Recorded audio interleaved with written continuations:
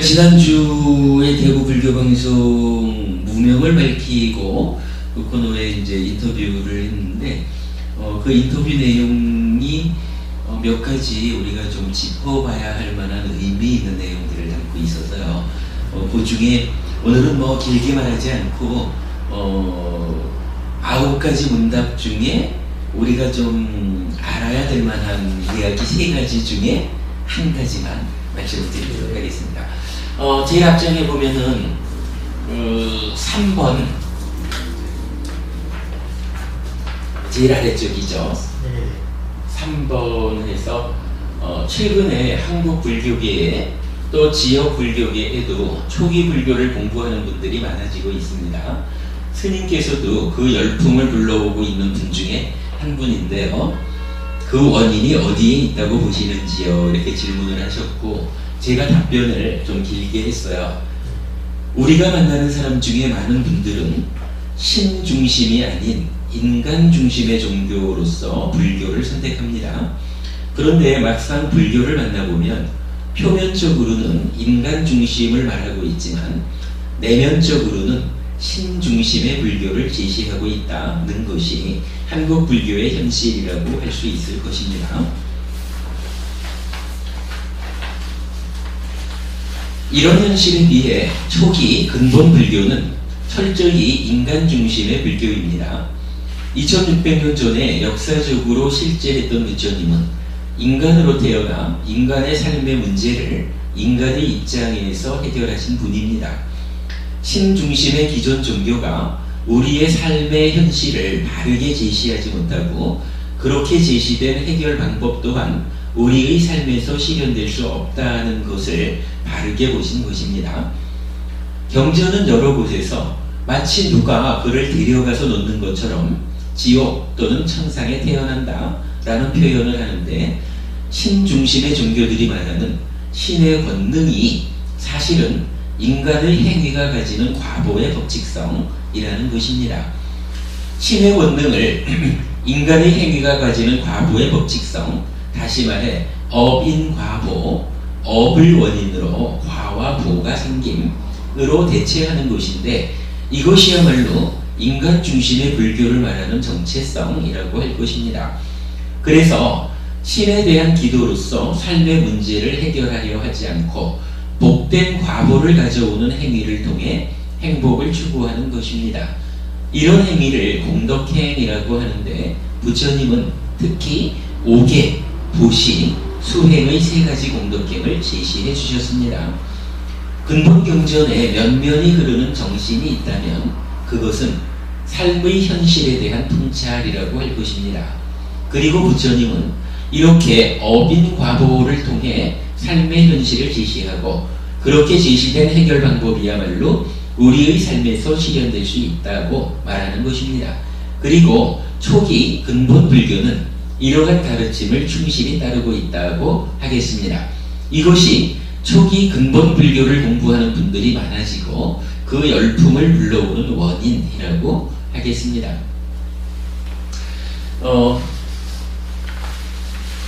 어찌 보면 재미있는 주제예요. 절에 오는 분들 이런 얘기를 많이 합니다. 불교는 어떤 종교죠? 이러면은 불교는 타력 종교가 아닙니다. 타력 종교가 아니고 불교는 자력 종교입니다. 이렇게 말을 하거든요.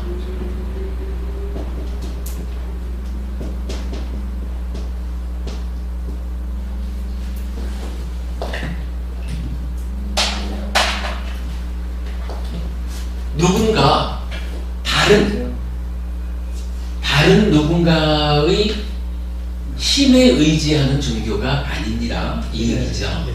그리고 자력,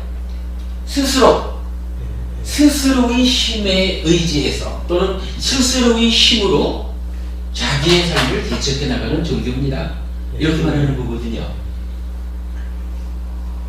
그러다 보니까 우리가 타력, 남의 신 이렇게 말하면 여기서 타협이라고 하면 어떤 걸 말할 수가 있겠습니까? 나 아닌 뭐 다른 그렇죠. 모든 걸다 예. 타이라고. 그렇죠. 아무래도 나 아닌 남 이런 건데 살아가면서 남의 신에 의지해서 내가 행복해지겠다 이렇게 말한다면 이게 뭐 그냥 우리 옆자리에 있는 친구, 우리 옆자리에 있는 아무개 이 도움 받아가지고 행복해지겠다 이렇게 종교를 말하지는 않는 거예요. 그러니까 일반적으로 타협 종교 이렇게 말하면 여기에 신이라는 개념이 들어오죠. 그래서 타협 종교라고 말할 때는 신을 중심에 둔다 이렇게 말하는 거거든요. 그러니까 대부분의 종교가 다 뭐 어떤 형태로든 신, 창조주 이런 존재를 딱 설정을 하고 그분의 신에 의해서 내가 생겨나고 나의 삶이 진행된다. 그러니까 나는 이 신에 의지하고 신을 중심에 놓고 신의 뜻에 의해서 내가 살아가는 것이 행복한 삶이 되는 것이다. 뭐 이렇게 생각하는 거죠. 그래서 그 얘기를 신중심 이렇게 이제 본 거죠. 그런가 하면 자력 종교라고 말할 때 이 자는 누구예요? 나잖아. 나니까 인간 이렇게 말하면 되겠죠. 인간 중심 이렇게 말할 수가 있을 거예요. 그러고는 이제 절에 다니는 사람들하고 이야기를 해보면 불교는 타협 종교가 아니고 자력 종교입니다. 그래서 신을 중심에 두는 종교가 아니라 인간을 중심에 두는 나 스스로를 종교의 중심, 삶의 중심에 두는 종교입니다. 이렇게 얘기를 해요. 제가 만나는 분들 중에는 특별히 이런 표현을 하는 분들로는 개종하신 분들이 많아요. 그러니까 불교 신자로 있다가 뭐 기독교나 천주교나 뭐 이런 다른 종교로 개종하는 분들도 많지만 기독교나 천주교 신자로 있다가 불교 신자로 개종하는 분들도 많이 있거든요. 제가 만나본 꽤 많은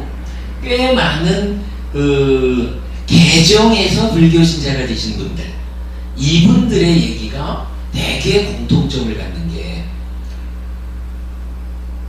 불교는 신을 중심에 두지 않고 인간을 중심에 둔다라고 듣고 왔습니다.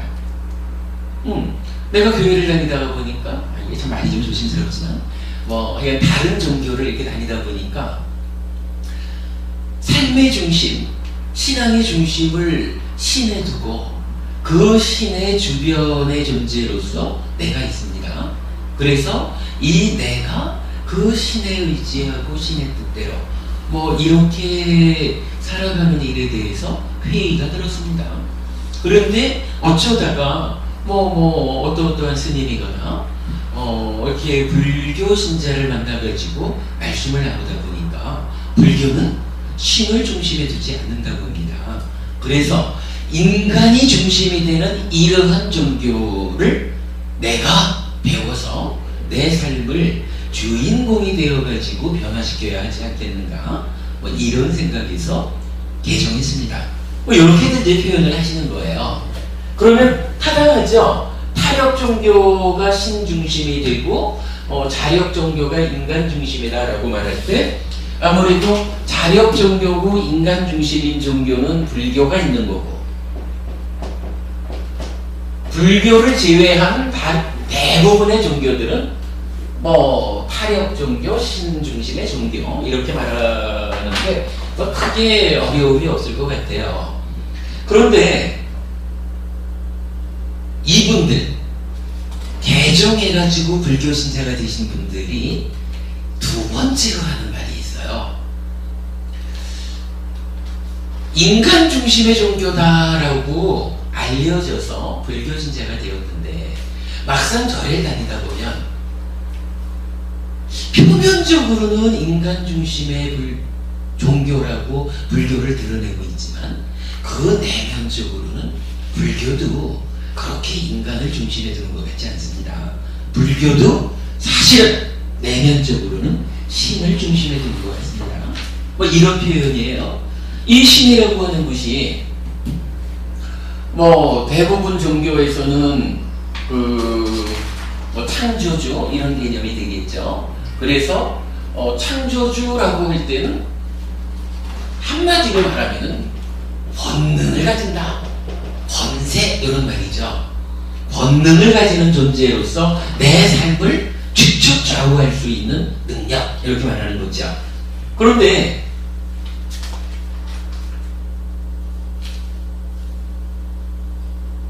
다른 종교에서 말하는 이런 창조주의 권능은 아니라 하지만 불교 안에도 무언가 인간과는 다른 어떤 존재들이 있더라. 그리고 이 다른 존재가 표현하자면 여러 가지로 말할 수 있지만 표현하자면 다른 종교에서 말하는 창조주 하나님 이런 신들이 가지는 권능을 불교에 있는 어떤 존재들도 행사하더라. 그래가지고 예를 들자면 여러분 다른 어떤 존재로는 누가 있을까요?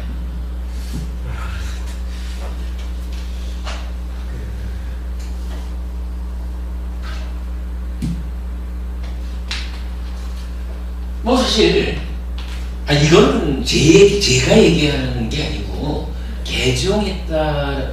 개종하신 분들이 또 신중심의 종교에서 인간 중심의 종교를 찾아서 불교 신자가 됐는데 와서 보니까 표면적으로 인간 중심이라고 하는 불교도 내면적으로 보니까 사실은 신을 중심에 두는 것 같다.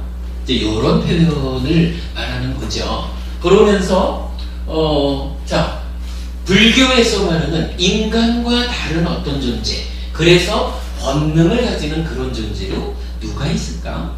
라고 보니까 뭐 한국 불교의 현실을 보죠.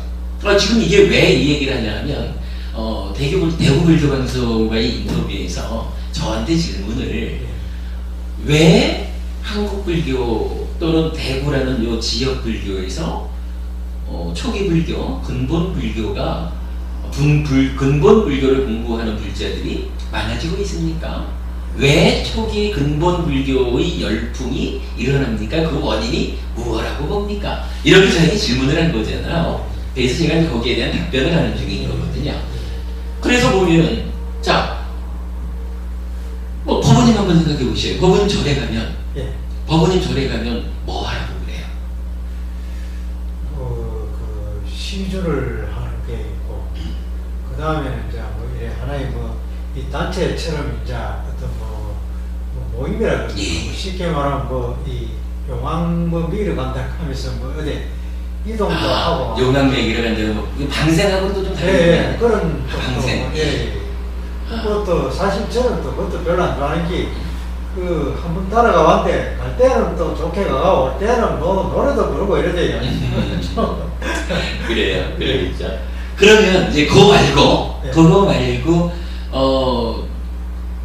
절에 가면은 이제 보통 그 절에 가면은 기도를 하잖아요.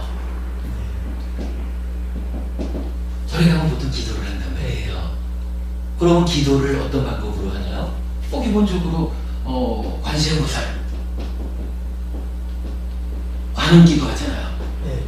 아시죠? 그래서 관세음보살 아니면 신모장보대따라니 나무라 다라다라 이래야죠. 그런가 하면 지장보살 지장기도 하잖아요. 신중기도도 하죠. 방금 이제 용왕 얘기를 하셨는데 용왕기도라는 말을 하나요? 잘 모르시나요? 그러니까 용왕에 대해서 기도하는 것도 제가 본 것 같은데 하여간 약사기도 그렇죠. 또 약사기도 여기 약사에서는 이제 약사 열의 불 이렇게 기도를 하기도 하고 약사 보살을 기도하기도 하죠. 뭐 이건 이제 다양하게 나타나는데 이런 분들 관세음 보살, 지장 보살 또는 신중단의 여러 신중들, 약사열의 부처님, 약사 보살님 이런 분들이 다른 종교에서 창조주 하나님으로서의 피조물에 대한 권능을 가지는 이런 형편하고 분명히 이제 표현이 다르기는 하지만 우리가 관세음 보살한테 기도한다라고 할 때 이 기도를 어떤 식으로 하는 거예요? 관세음 보살님이 우리가 가지지 못한 어떤 능력이 있어서 관세음 보살님한테 열심히 기도를 하면 관세음 보살의 가피력 이렇게 말하죠? 위신력. 가피력은 부처님 거고 위신력. 위신력. 그렇지, 위신력. 가피력이란 말은 부처님한테만 쓰나요? 부처님 가피력이죠.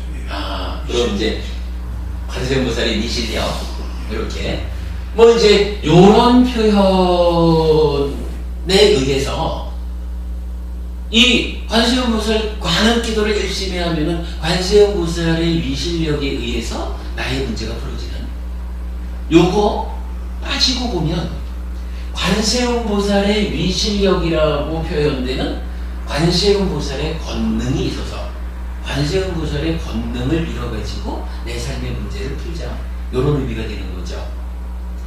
그렇게 이해할 수가 있는 거죠. 현실적이죠. 그렇다면 인간 중심의 종교 이래가지고 자력 종교라는 표현을 했는데 물론 뭐 기도하는 일이야 자력이지 내가 하는 거죠. 그런데 내가 열심히 기도해가지고 기도를 받아주는 관세음 보살의 위신력에 의해서 관세음 보살의 권능에 의해서 나의 삶의 문제를 풀자. 이렇게 말하면 이거 타력 종교가 됩니까? 자력 종교가 됩니까? 타력이 기복신. 그렇죠. 사실은 이게 뭐 제가 괜히 뭐 금방 뜨는 게 아니라 한국 불교에서 사실은 많은 사람들이 지금 한도부부님 말씀하시듯이 한국 불교가 기복 종교에 너무 치우쳐 있는 이 현실을 타파해야 된다. 얘기 많은 사람들이 하는 거잖아요. 그 이제 기복이 기복이라기보다는 막 기도 수행의 일환이거든요. 근데 그거는 이제 잘못 받아들이죠.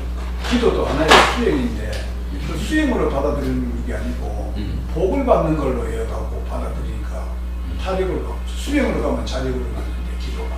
근데 이제 그 부분은 사실은 좀 애매해요.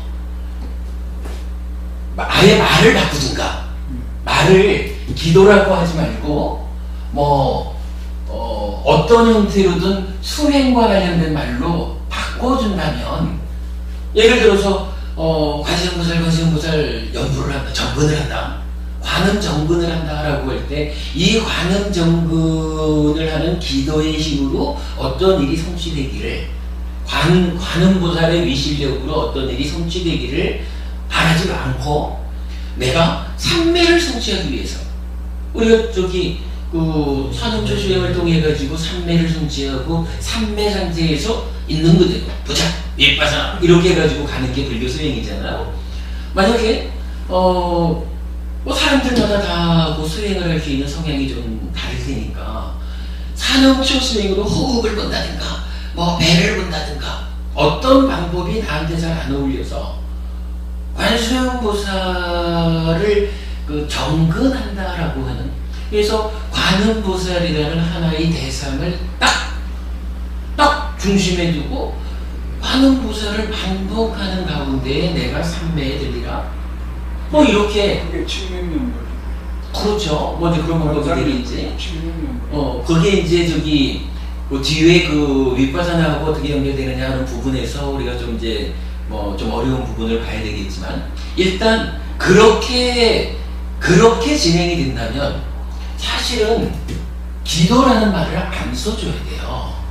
기도라는 말을 쓰면서 그게 수행이다 이렇게 말을 하면 애매한 게 기도는 말 자체가 저거 비는 거잖아요.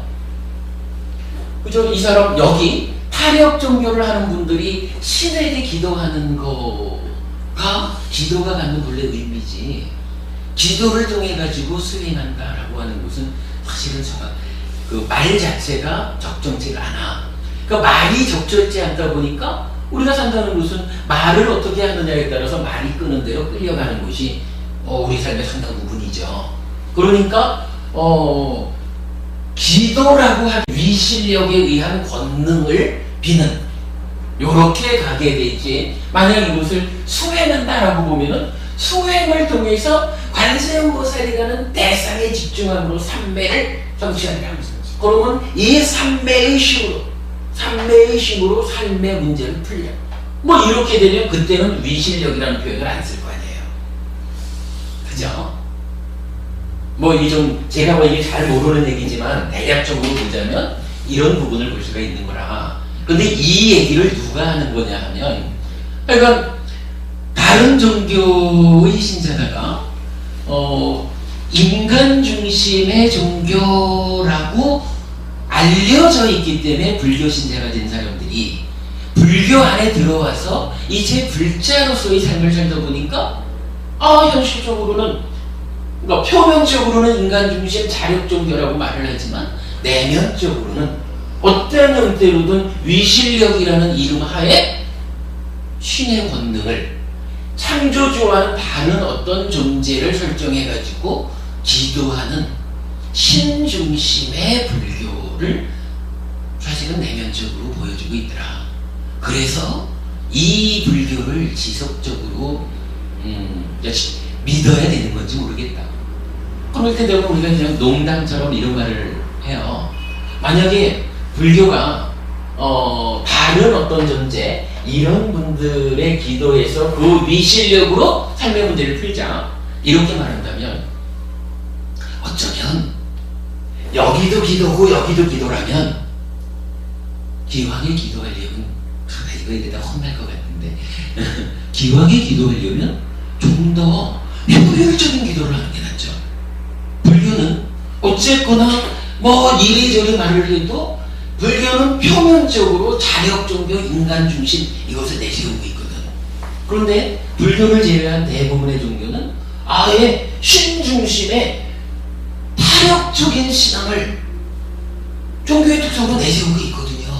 그리고 드러내는 그 상태에서 우리는 창조주 하나님한테 기도함으로써 삶의 문제를 해결합니다. 이렇게 드러내는 거잖아요. 그러면 기도로서 기도빨의 효과, 이렇게 보려고 그러면 무언가 표면과 내면이 다른 이런 상태에서 기도하는 것보다 이쪽 가서 기도하는 게 기도의 힘으로 치자면 빠를 수가 있죠. 그렇지 않을까 싶어요. 그러니까 이렇게 되니까 인간 중심의 불교라고 왔던 사람이 돌아가야 되는 거 아닌가? 이렇게 고민하는 사람들이 있더라 이거예요. 근데 사실 이건 제 얘기가 아니라 제가 그 해피설법회 뭐 이래 하는 가운데 공부하러 왔던 법우님들이 들려주는 이야기거든요. 제가 만들어낸 얘기 아니거든요. 그 사람들이 보는 시각이 신중심으로 보기 때문에 그러는데 사실 기도도 저게 하나의 방편이지, 막 방편이거든. 그러니까 불교는 이제 인간 중심이니까 신행위가 하는 그 개념인데, 와서 이 신중심의 종교에 있다가 불교에 와서 보면 실제로 자기들은 사고 자체가 신중심인 사고를 갖고 있었기 때문에 그게 자꾸 그렇게 보인다는 거죠. 근데 그렇게만 볼 수는 없죠. 그러니까 이제 그래 가서 공부를 해보면 기도는 저거는 방편에 불과하다. 그런데 그 방편이죠. 근데 지금 방편이 아니야. 그거는요, 어쩌면 우리가 우리의 현실을 합리화하는 표현이 될 수도 있어요. 어차피 우리가 기도를 통해서 그 위실력에 힘입어가지고 삶의 문제를 풀려고 하는 이런 시도가 현재 한국 불교의 90% 넘지 않겠어요? 방편으로 있지. 90%보다 방편으로 있지. 부적 생각하고 똑같잖아요. 지금 부적이 뭐 그게 보면은 불교다, 외부에서 불교다. 방편이라 해도 좋은데 방편이 됐든 본질이 됐든 어쨌든 불자들이 이러한 방법에 의해서 신앙생활을 하고 있다는 거죠. 그게 뭐 방편이든 뭐가 됐든 현실적으로 그렇다라고 하는 부분은 우리가 지금 우리끼리만 얘기가 아니라 많은 곳에서 뭐 언론을 통해서도 한국 불교가 이러한 그 기도 위실력 뭐 이런 부분에서 타파해야 되는 이 얘기를 현실적으로 하고 있죠. 뭐 이제 그러니까 요거를 저는 요 그래서 왜 지금 근본 불교의 열풍이 시작 일어납니까? 라고 하는 부분을 뭐 제가 만난 어차피 저도 뭐 제 얘기를 할 건 아니죠. 제가 만난 분들과의 관계에서 이유를 대야 되니까. 그래서 우선은 한국 불교의 현실이 표면적으로는 자력정교 인간 중심의 그 종교를 내세우지만 현실적으로 내면적으로는 신중심의 불교가 형성이 되어 있다라는 현실을 한번 이제 드러낸 거고, 그런 상태에서 이제 왜 근본 불교가 많아집니까? 근본 불교를 공부하는 사람이 많아집니까? 하는 부분을 저는 여기서 이제 이렇게 표현을 한 거예요. 자, 이런 현실에 비해 초기 근본 불교는 철저히 인간 중심의 불교입니다. 요거 우리가 표면적으로 드러내는 인간 중심, 요것에 철저한 것이 근본 불교다, 초기 불교다, 부처님이다. 이렇게 지금 설명하는 거죠. 자, 뭐 이렇게 표현을 했습니다. 예를 들어서 다른 종교에서 어떤 그 창조주 하나님, 뭐 이건 불교하고는 참 뗄래야 뗄 수 없는 관계에 있는 그 힌두교, 브라만교에도 창조주 하나님 브라흐만이 있단 말이죠. 그러면 창조주 하나님 브라흐만이라는 이 존재가 역사적으로 실존했던 존재입니까? 이렇게 물으면 이거 곤란하죠. 뭐 남의 종교를 가지고 우리가 함부로 말할 수는 없지만, 그러나 힌두교의 창조주 하나님 브라흐마가 실존했던 사람이다, 실제로 살았던 사람이다, 이렇게 주장하는 사람은 아마 지구상에 한 명도 없을 거예요. 거기에 비해서 부처님은 어때요? 부처님은 뭐 고고학적으로도 증명이 되는 거죠. 2600년 전에 역사적으로 실제했었죠. 그래서 인간으로 태어나서 인간의 삶의 문제를 인간의 입장에서 해결했다, 이렇게 이제 제가 표현을 한 거죠. 왜 근본 불교냐라고 하니까 결국은 내면적인 어떤 다른 모습을 일단 배제하고 표면으로 드러내는 자력적으로 인간 중심, 이 부분을 실제했던, 역사적으로 실제했던 부처님이 보여주고 있다, 이런 식으로 이제 지금 설명을 한 거고요. 이랬을 때 이제 제가 제시한 문제는 이런 부분이에요.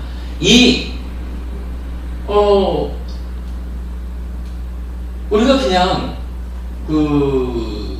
객관적으로 얘기하자면, 그렇다면 신 중심에 있는, 그러니까 신을 중심으로 하는 다른 종교가 맞습니까?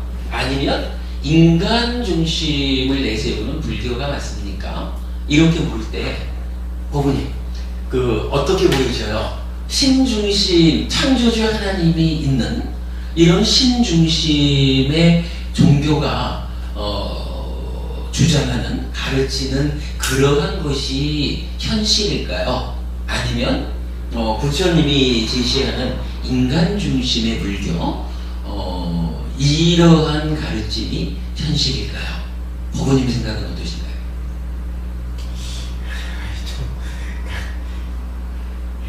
한마디로 좀 요약하기가 좀 그런데요. 그렇죠. 예. 사실 이게 모르는 거거든요. 예. 저도 지금 이 얘기를 하면서 우리가 불교를 하니까 우리가 불교 신자니까 무조건 인간 중심 부처님 가르침 100% 이렇게 말하자고 얘기하는 건 아니에요. 다만 현실적으로 두 가지의 가르침이 있다. 그 가르침의 불교는 인간 중심이다. 그런데 부처님, 인간 중심의 불교를 우리에게 가르쳐준 부처님 말씀에 의하면 우리 삶이라는 것은 현실적으로 인간이 중심이 되어서 살아가는, 그래서 기도를 통한 위실력으로 삶의 문제를 풀어내는 것이 아니고 수행이라고 하는 어떠한 삶의 방식을 통해 가지고 우리 삶의 문제가 풀어지는 그것이 우리 삶의 현실이다. 자, 그래서 제가 그 부분을 이렇게 적어본 거죠. 신중심의 기존 종교가 우리의 삶의 현실을 바르게 제시하지 못하고 그렇게 제시된 해결 방법 또한 우리의 삶에서 실현될 수 없다는 것을 바르게 보신 것입니다. 부처님은, 역사적으로 살았던 인간이었던 부처님은 그렇게 보았다 하는 거죠. 경전은 여러 곳에서 마치 누가 그를 데려가서 놓는 것처럼 지옥 또는 천상에 태어난다라고 표현을 한다 그랬어요. 요거 이제 이런 이야기죠.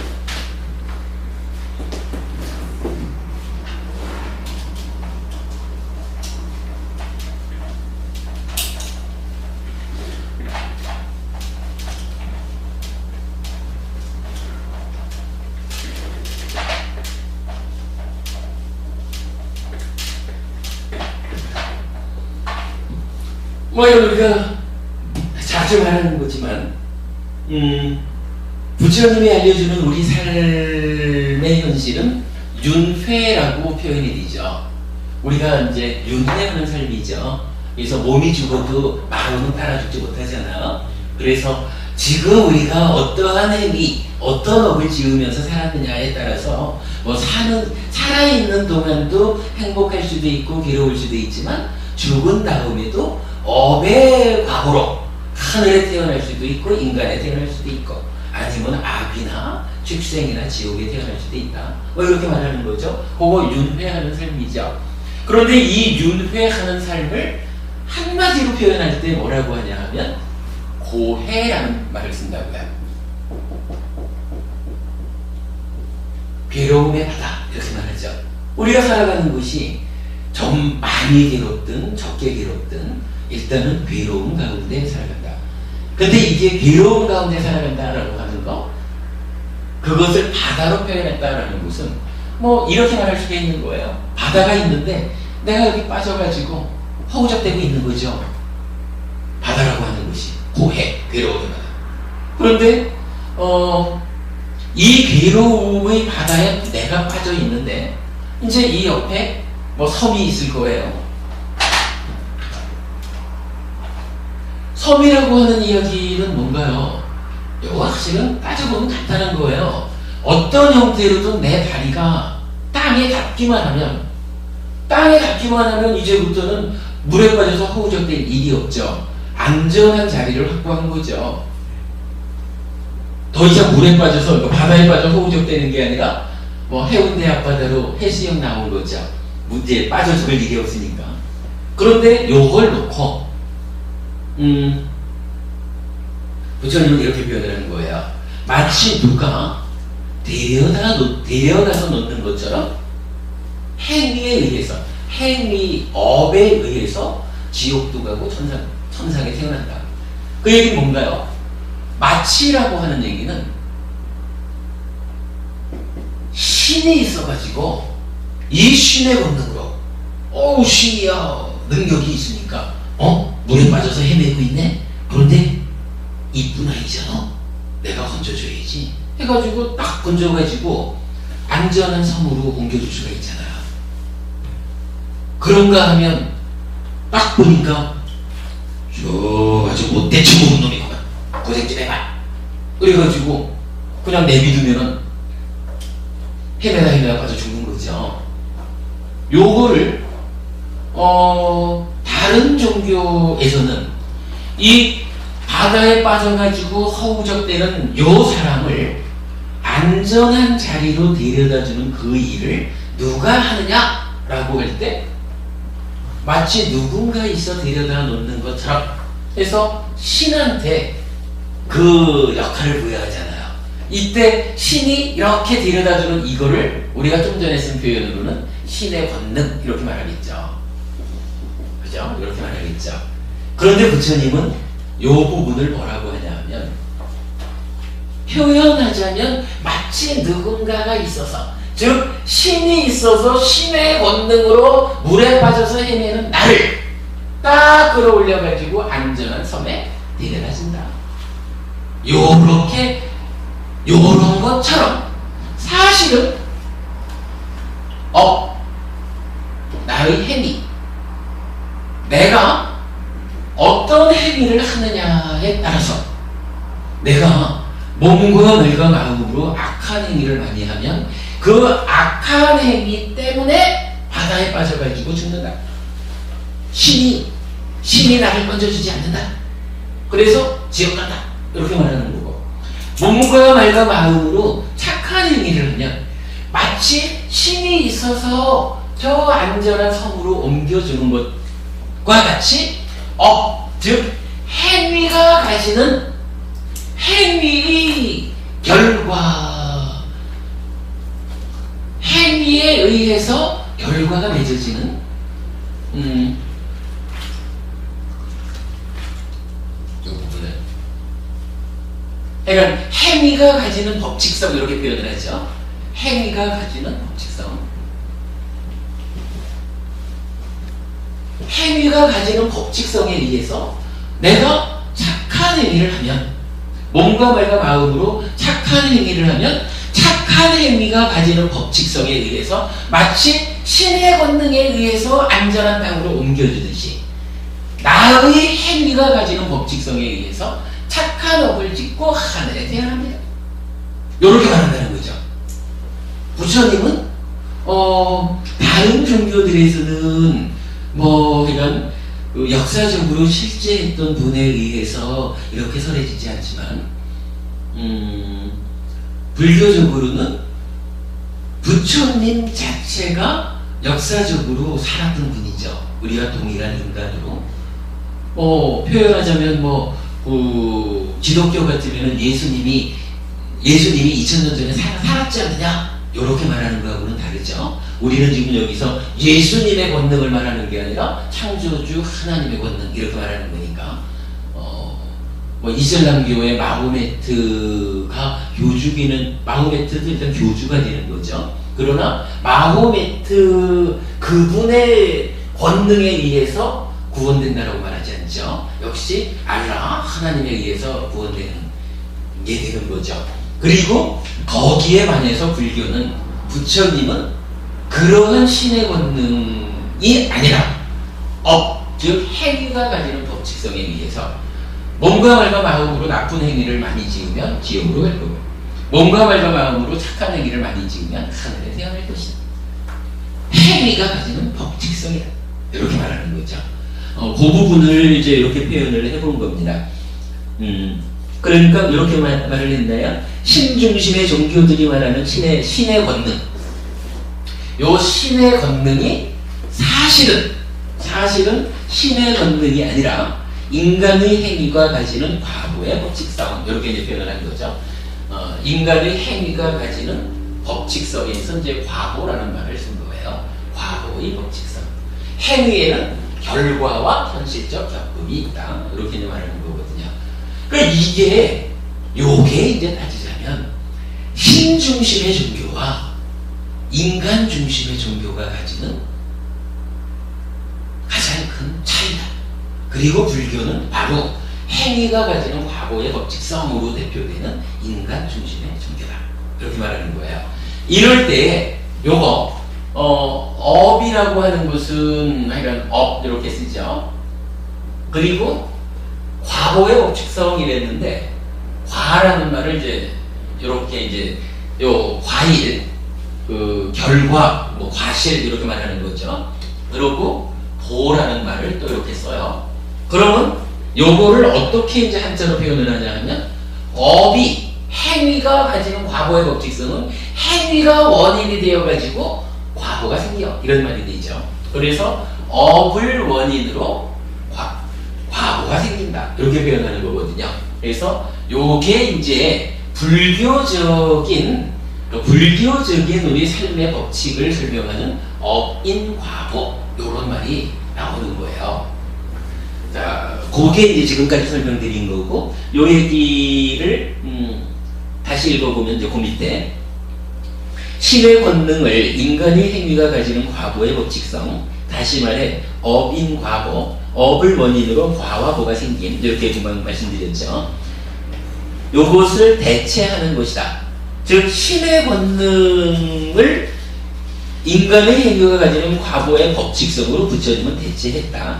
그리고 이것이야말로 인간 중심의 불교를 말하는 정체성이라고 할 것입니다. 그리고는 이제 다시 앞으로 돌아가는 거죠.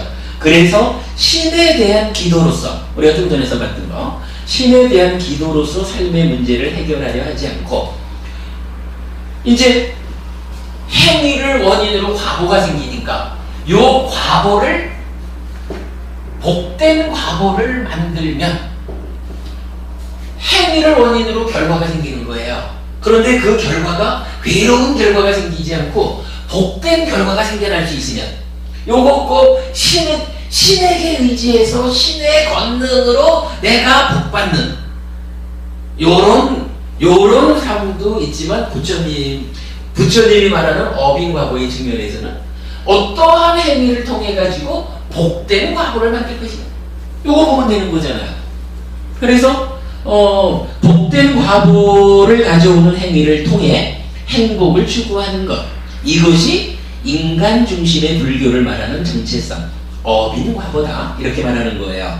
그리고 그런 복된 과보를 가져오는 행위를 혹은 이제 공덕행 이런 얘기 많이 들어보죠. 네. 공덕행이라는 말이 게 아닌 거라, 행위를 했는데 그 행위를 원인으로 복된 과보가 생기는 거, 그거를 공덕이 된다고 공덕행 이렇게 부르는 거예요.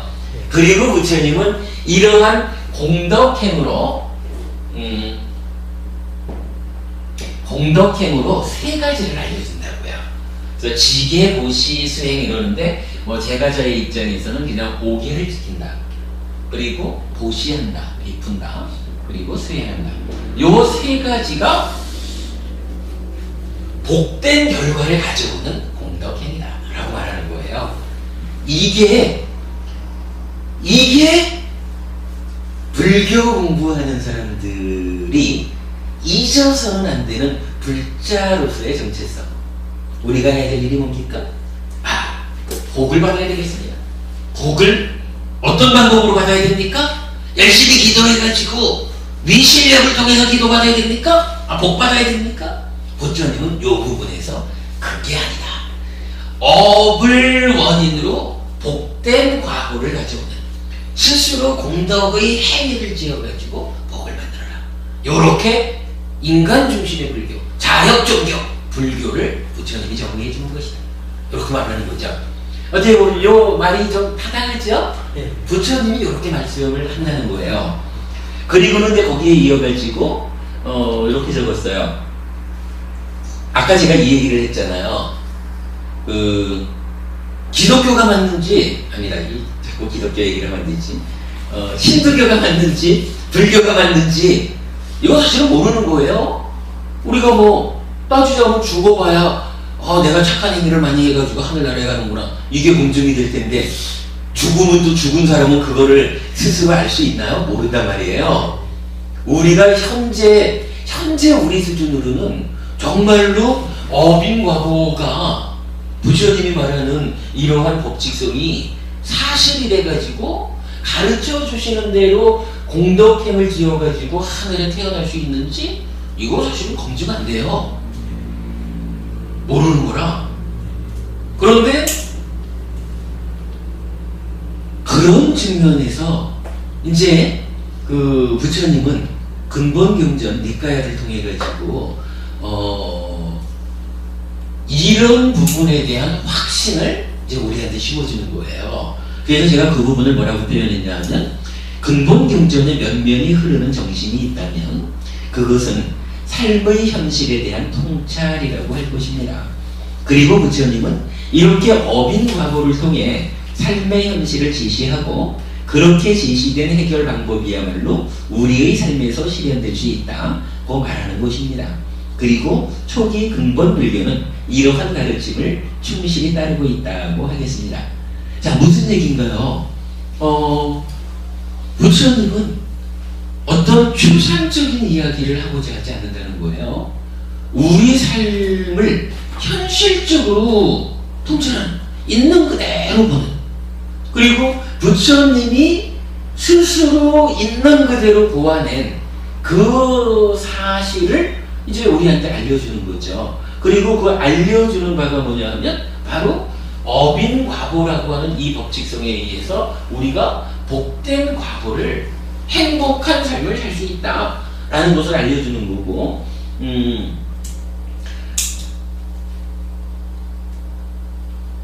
이렇게 스스로의 공덕행을 통해서 복을 만드는 이것이 우리 삶에서 실제로 나의 삶을 행복으로 이끌어가는 현실적인 방법, 실현 가능한 방법이 되지, 이것을 신의 권능에 의지해가지고 기도의 힘으로 해결하자라고 했을 때 부처님 말씀에 의하면 그것은 현실적이지 않다.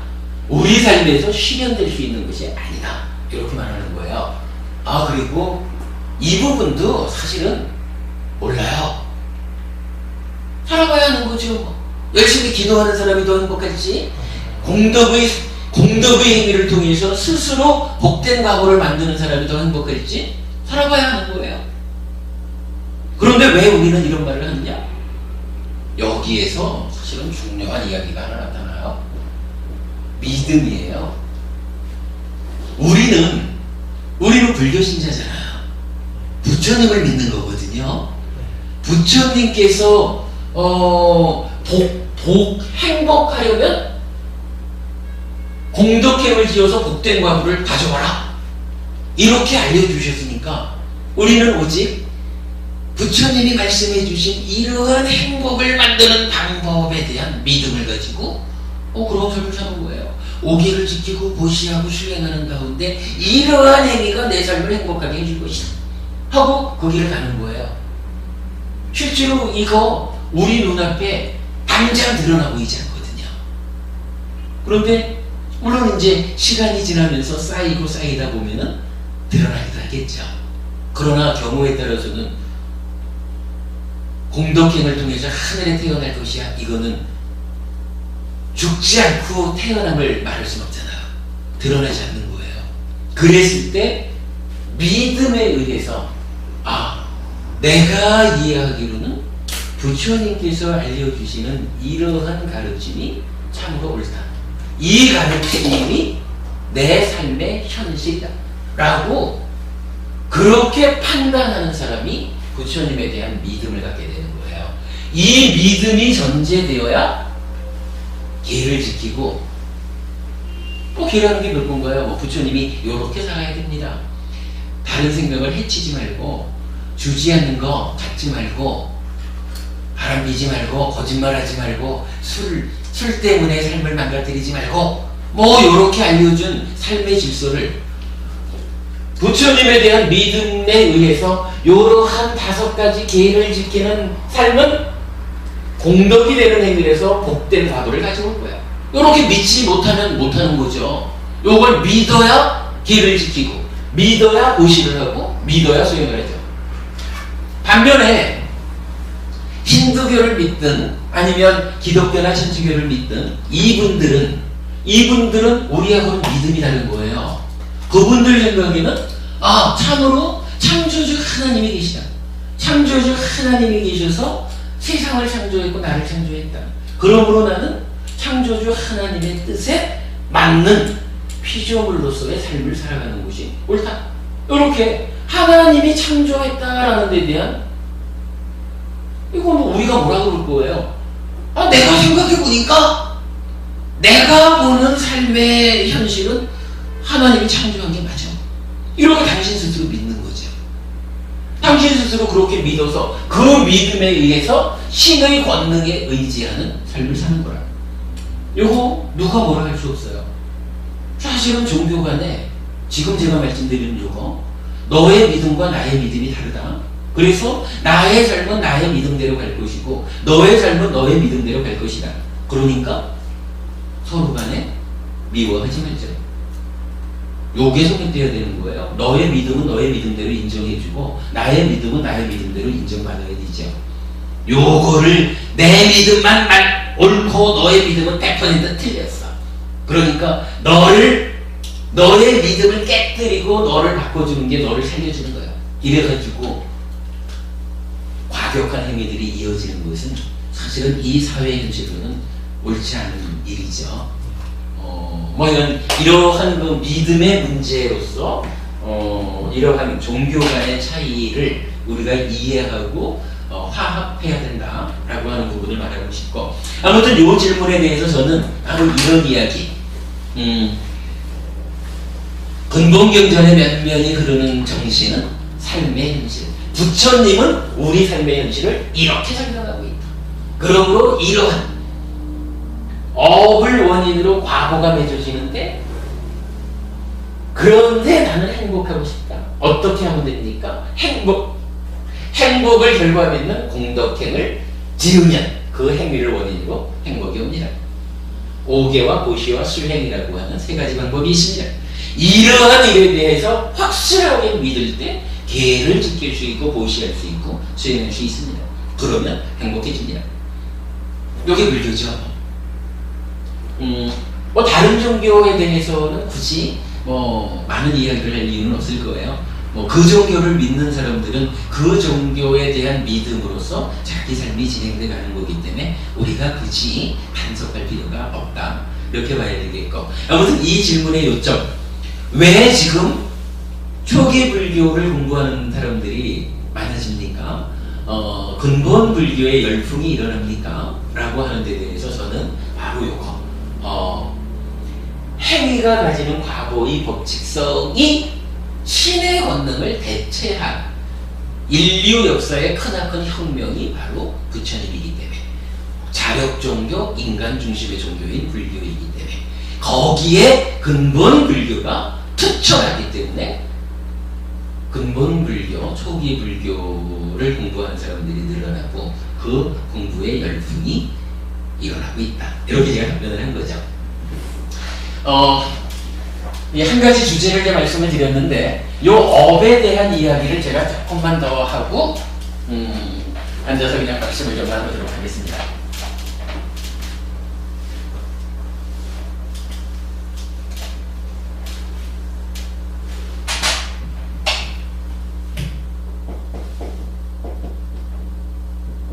업을 원인으로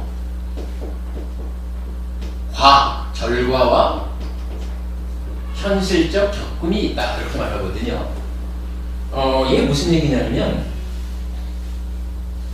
행위를 했어요. 이 좀 마땅치 않은 비유를 한번 들어볼게요. 제가 어쩌다가 좀 화가 나가지고 법원님 보고, 법원님 이래도 되겠습니까? 하면서 화를 벌어내면서 법원님 뺨을 한 자리에 탁 제가 때렸어요. 그거 뭐예요? 화내고 뺨 때리는 업을 지었죠. 그러면 이 화내고 뺨 때리는 이 업에 의해서 업을 원인으로 결과가 생길 거예요. 이 결과가 어떻게 생길까요? 법원님이 기본적으로 저 중이 뭐 저래? 아니 저 중이 이렇게 무례하고 함부로 폭력을 행사하는 사람이란 말이요? 이래가지고 법원님이 뺨 맞은 그 업의 대가로 고소를 할 수도 있고, 헬피 스님 내 저 사람하고 같이 공부할 일이 아니구만 이럴 수도 있고, 무언가 기회만 생겨봐라, 기회만 생기면 내가 저중을 좀 궁지에 몰아넣을 것이야, 이래도 되겠죠. 아니 가만히 있다가 뺨 맞으면 그런 생각 하겠죠. 요게 뺨 때리는 업에 의해서 법원님께서 언젠가 기회만 생기면 내가 저중을 궁지에 몰아넣을 것이야, 실질적으로 고소하는 것도 나타나는 거죠. 이렇게 결과가 생기는 것을 과라고 말하는 거예요. 이것도 현실적으로 그러겠죠. 누구든 그냥 뺨 한 대 맞으면은 복수하는 거지 뭐. 그런데 말이에요, 요때 제가 다시 이제 법원님을 생각해가지고 제가 말입니다. 아니 어쩌다가 제가 그런 일을 했는지 모르겠습니다. 제가 법원님에 대해서 뭐 미워하는 것도 아니고 법원님에 대해서 뭐 싫은 감정이 있는 것도 아니고 그런데 글쎄 뭘 어쩌다가 제가 그런 실수를 했을까요? 정말 죄송합니다. 법원님 화풀이 때가 저 때리실래요? 뭐해요 하면서 법원님한테 이제 요 시점에서 사과를 했어요. 사과를 하고 정말로 진심 어리게 뭐 용서를 구하고 뭐 이랬어요. 그랬는데 내일쯤 제가 뭐 어떤 일이 생겨가지고 어머님한테 아주 중요한 부탁을 하나 할 일이 생겼어요. 그러면 뭐 우리가 살아간다는 게 다 그렇지 뭐 마음에 드는 일만 할 수 있나요? 제가 사실 어머님한테 뺨 때린 기억을 갖고 있는데 어머님한테 부탁을 하려면 싫죠. 그렇지만 산다라는 게 하기 싫다고 해서 안 할 수 있는 것만 아니잖아요. 하기 싫은 것도 필요하면 또 해야 되잖아요. 만약에 말입니다.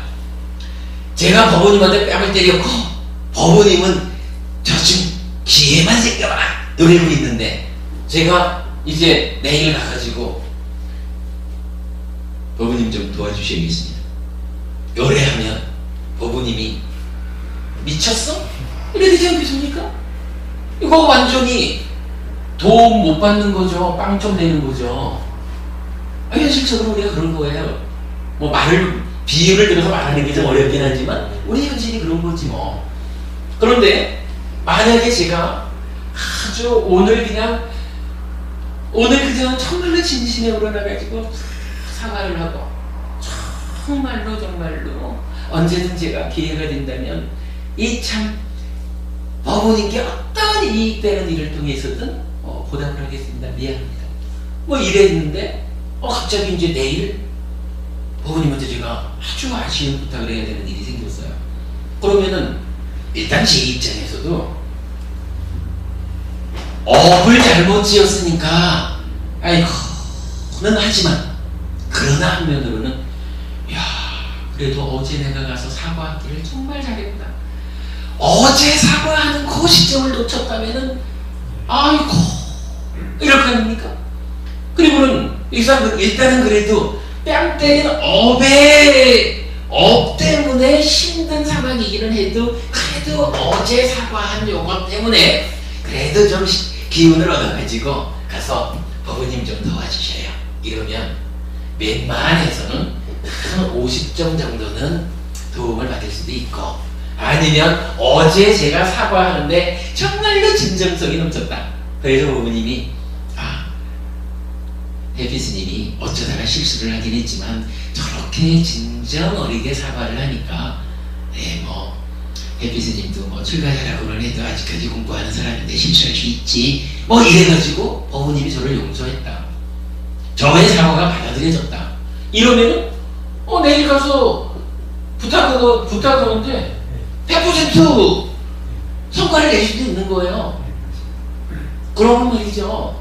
여기 행위를 통해서 어떤 결과가 생겨났어요. 과자나.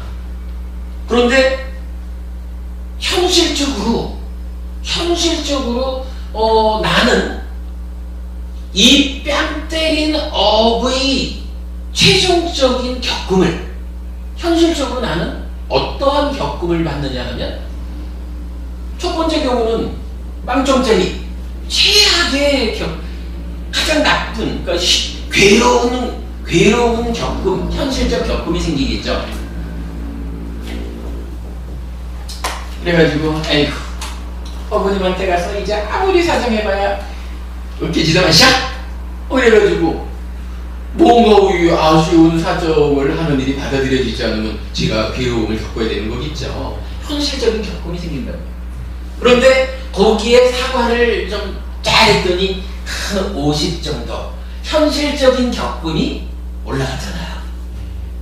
이 사과가 아주 진정 어려가지고 100% 받아냈다면 정말로 협조를 받아냈다 그러면 완전히 올라간 거잖아요.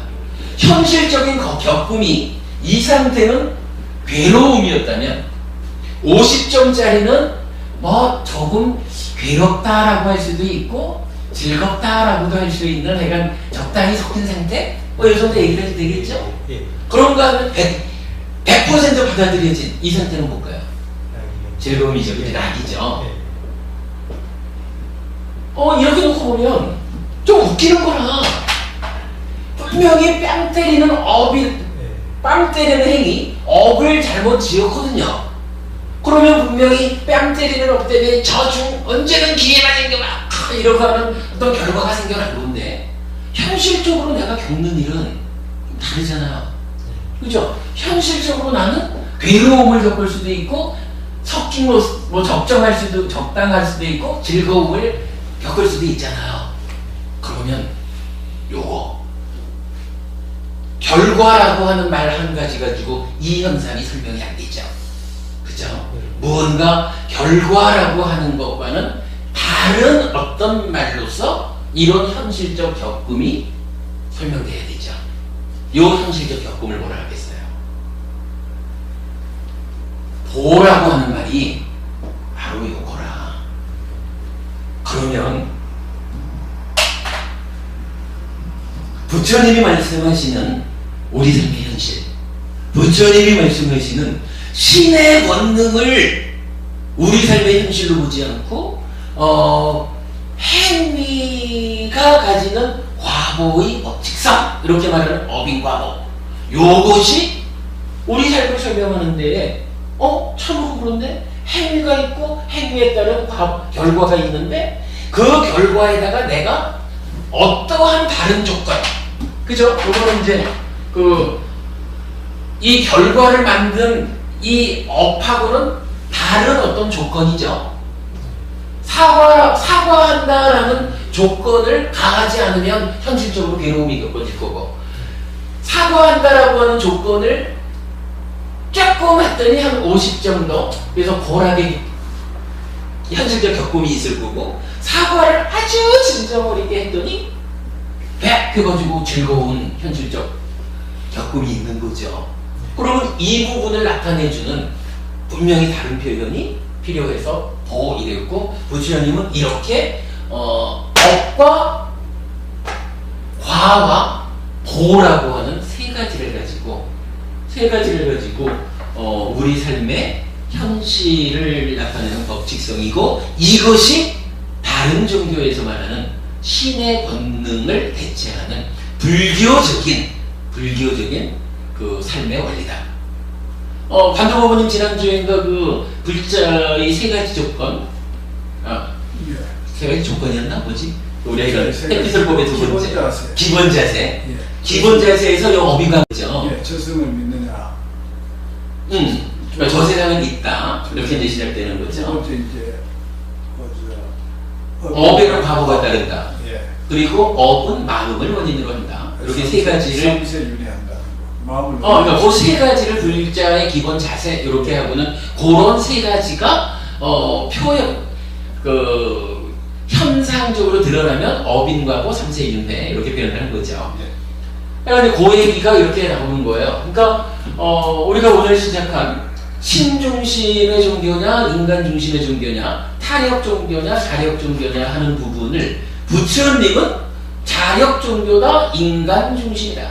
그 인간 중심이라고 하는 것은 이렇게 업을 원인으로, 그러니까 업이 가지는 과보의 법칙성, 업인 과보의 법칙성을 우리 삶의 전개 원리로 해가지고 괴롭기도 하고 행복하기도 하다. 이것이 우리 삶의 현실이다. 이렇게 말해주는 거예요. 이랬을 때 하여간 요거 업이라고 하는 것도 있고 과라고 하는 것도 있고 보라고 하는 것도 있다. 이렇게 세 가지 관계에서 드러난다. 요때에 이제 그래 마지막으로 한 가지만 얘기를 할게요. 우리는 지금 뺨 때리는 업 이렇게 얘기를 했잖아요. 표현하자면 요 뺨을 때리는 요 업은 자체적으로 특성이 있다는 거예요. 어떤 특성이 있냐 하면 뺨 때리는 업은 기본적으로 괴로움을 결과맺는 업입니다.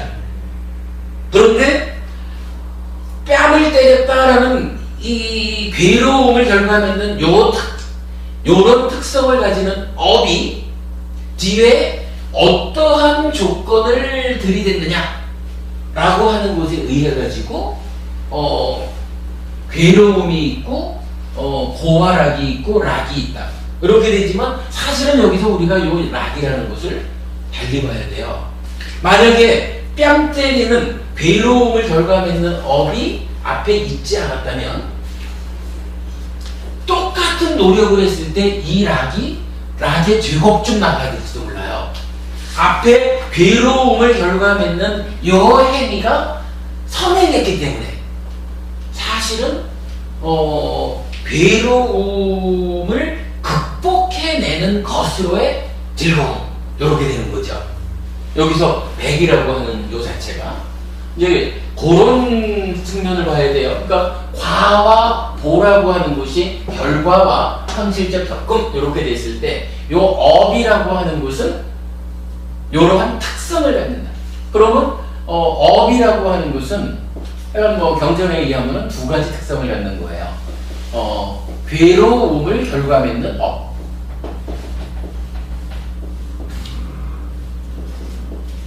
아니면 행복을 결과맺는 업.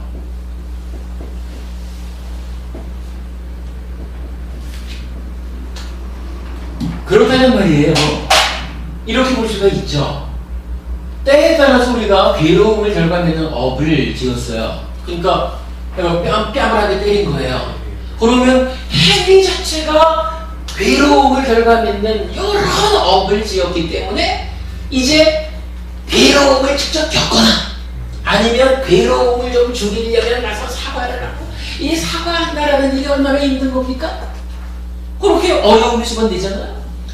아주 그나마 사과가 잘 받아들여지면 이제 여기서 이 락이라고 하는 게 사실은 즐겁다라는 것보다는 괴로움이 소멸했다. 이제 괴로움을 100을 겪어야 되는 것을 그냥 0.0000 거의 느끼지 않을 만큼 그냥 느끼지 못할 만큼 겪는다. 뭐 이런 의미를 갖는 거죠. 그런데 만약에 여기서 뺨 때리는 업을 하지 않고 이 대신에 오히려 법부님께서 이렇게 지나다가 조금 아이고 힘들어 이랬는데 아이고 법부님 좀 피곤하신가 봐요. 제가 좀 거들어 드릴까요? 뭐 이래가지고 법부님 어려운 일을 제가 좀 도와드렸다. 이러면은 그 다음에는 사과하지 않아도 제가 뭔가 좀 아쉬운 일이 있어서 법부님 좀 도와주셔요. 이러면 뭐 이런 사과 없이도 아예 괴로움 자체가 생겨나지 않고 내가 원하는 것을 결과맺는 즐거움이 생기잖아요. 그렇다면 우리가 해야 되는 일을 단계적으로 볼 수가 있는 거예요. 괴로움을 결과맺는 업이 이미 지어졌다라고 하면 이 결과를 현실적인 겪음에서 줄여나가기 위한 조건으로의 행위를 빨리 사과해야 되고 정말로 사과해야 되고 이래야 되는 거죠. 그러나 정말로 우리가 공부하고 현명한 사람이라면 사실은 좀 전에 우리가 말한 대로 뺨 때리는 업을 안 하면 되잖아요. 이보다는 가서 거들어드는 도와주는 일을 하면 그때는 다른 게 필요 없이 저절로 현실적 겪음 자체가 좋아지잖아요. 해야 되는 일을 우리가 이렇게 봐야 되겠죠. 고의 특성을 갖는 일이 이미 지어진 상태라면 그 부분에서 적극적으로 개입해가지고 현실적 겪음에서 괴로움을 줄이기 위해서 노력해야 된다. 그러나 아직까지 이러한 행위를 짓지 않았다면 이제 우리는 행복을 결과맺는 업 요거를 짓기 위해서 요런 행위를 하기 위해서 최선을 다해야 된다. 행복을 결과맺는 업이 뭐죠? 남을 도와주는 쪽이나 뭐 그렇죠. 근데 이제 우리가 사실 조금 전에 요 얘기를 했죠. 그러니까 행복을 결과맺는 업, 복을 결과맺는 업, 공덕행 이렇게 말했잖아요. 오계를 지키고 모시하고 수행하는 그 일이 바로 행복을 결과맺는 업이죠. 그러면 우리가 일상의 삶을 오계를 지키고 모시하고 수행한다. 세 가지 공덕행으로 산다. 그러면 그 결과는 저절로 행복이 결과맺어지는 거라. 그러한 삶이 업으로 시작을 하면 이러한 업을 원인으로 생겨나는 결과와 현실적 겪음은 행복인 거라. 그러면 현명한 사람이라면 뺨을 때려놓고 가서 사과해가지고 겨우 기록을 줄이는 이런 삶을 살아야 될 이유가 없죠. 아예 시작부터 행복을 결합하는 업을 지으면 되죠. 요거 업이 요러한 그 업 자체가 가지는 특성이 있다라고 하는 부분을 우리가 주목할 필요가 있어요. 그래서 부처님은 약간 공덕행을 지어라. 그리고 보통 이제 뭐 10악업, 10선업 이런 얘기를 하죠. 몸과 말과 마음으로 착한 행위를 해야 된다. 그러면 그 자체가 행복을 만드는 업이다. 이제 이렇게 말하는 거거든요. 자, 이거 뭐 얘기를 하다 보니까 제법 시간이 많이 가버렸네. 오늘은 그러니까 요거 왜 지금 시점에서 한국 불교에 또는 뭐 대구 지역 불교에 그 초기 근본 불교를 공부하는 사람들이 늘어나고 이 근본 불교의 열풍이 일어나고 있느냐라고 하는 데 대해서 제가 답변 드린 이야기를 가지고 우리 삶의 현실이라는 측면에서 어빈화보 요거를 말씀드려봤습니다. 사실 부모님 요거요 따지면 부모님 수행을 배워서 수행을 하는 일보다 더 중요해요. 지금 이 어빈과보라고 하는 이 말에 대한 이러한 이해가 그 전제되지 않으면 왜 수행을 해야 되지? 수행 왜 해요? 행복을 결과받기 위해서 수행하는 거잖아. 이걸 모르는 거예요. 이걸 모르고 그냥 수행하자라고 앉아 있어가지고 참으로 행복을 결과맺어지느냐? 물론 그래도 수행을 하니까 행복해지겠지만 그게 기왕이면 효과적으로 가야 되잖아요.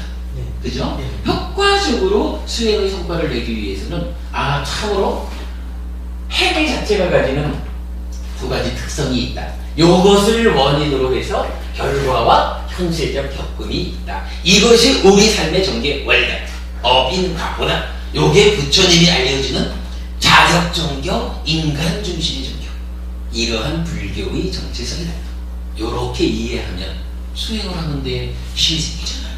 당연히 이 수행을 조건으로, 이 수행을 원인으로 이러한 행복한 과보가 생겨날 것이 수행하기가 얼마나 행복해지겠습니까? 수행이 즐거워지죠. 여기까지 오늘 제가 말씀드린 거를 하고 지금부터 뭐 우리 좀 잠시 좀 앉아서 말씀 나누다가 마치도록 하겠습니다.